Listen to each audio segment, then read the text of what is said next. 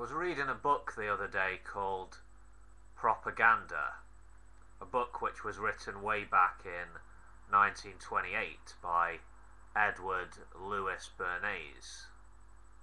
This book can be downloaded. It's really not difficult to find here online. This gentleman, Edward Louis Bernays, he was a pioneer in the field of public relations and propaganda. Some people refer to him as the father of public relations.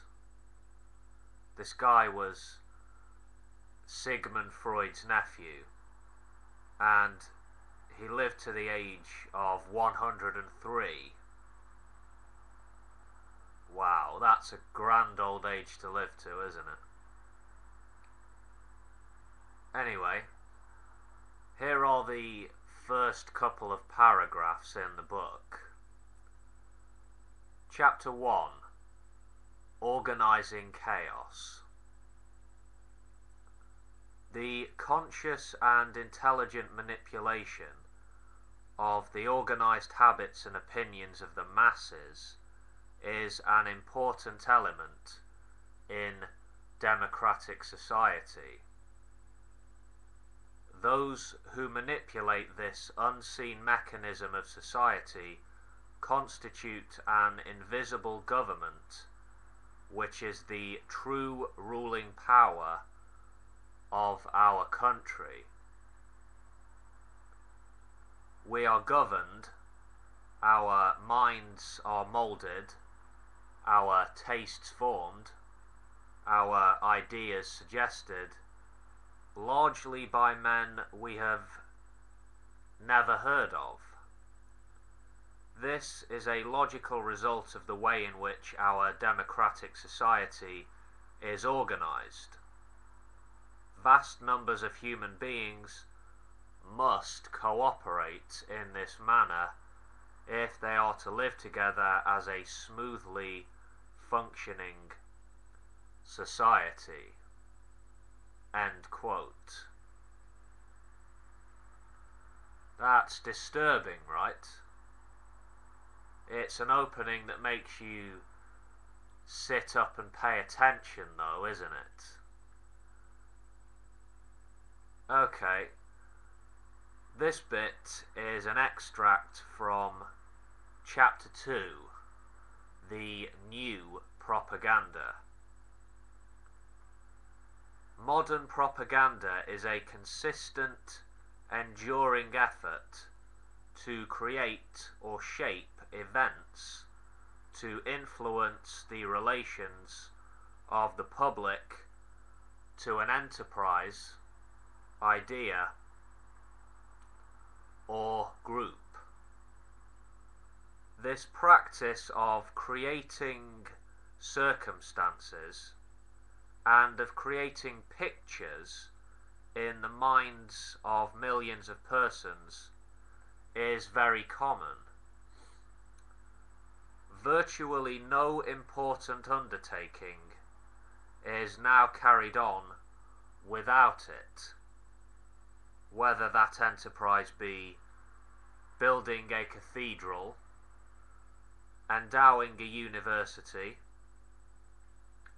marketing a moving picture, floating a large bond issue, or electing a president. Sometimes the effect on the public is created by a professional propagandist, sometimes by an amateur deputed for the job. The important thing is that it is universal and continuous, and in its sum total it is regimenting the public mind every bit as much as an army regiments the bodies of its soldiers. So vast are the numbers of minds which can be regimented, and so tenacious are they when regimented that a group at times offers an irresistible pressure before which legislators, editors, and teachers are helpless. End quote. This book is well worth reading. I suppose you could argue that it's essential reading if you're looking for a career in public relations.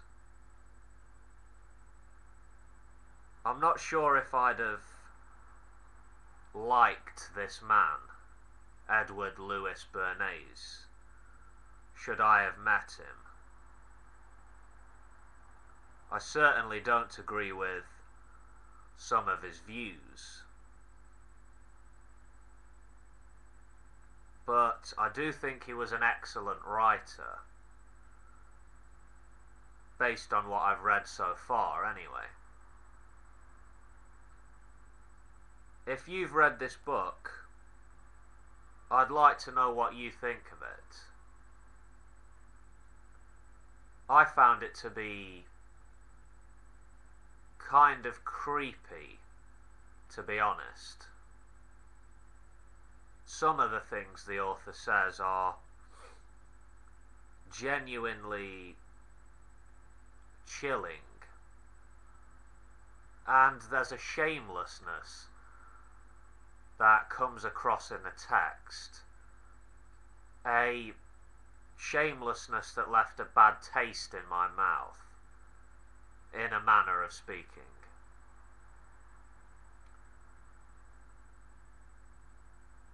But for a lot of people, reading this book is going to be a real eye-opener, I suspect. So, yeah.